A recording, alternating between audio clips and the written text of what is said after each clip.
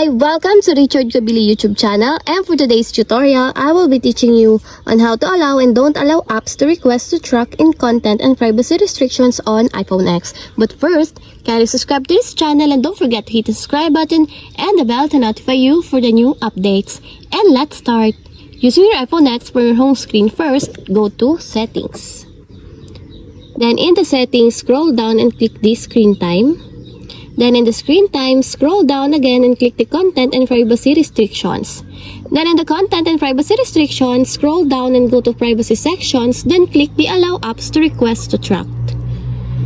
Then after that, if you want to change it to don't allow changes, just click it until there's a check mark on the side. This allowing changes disables the settings below and prevents new apps from requesting to track your activity across other companies, apps, and websites. And if you want to change it to allow changes, just click also until there's a check mark on the side.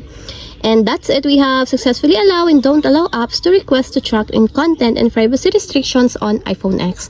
If you have a question, kindly comment down below and don't forget to hit the subscribe button and the bell to notify you for the new updates. And thank you for watching!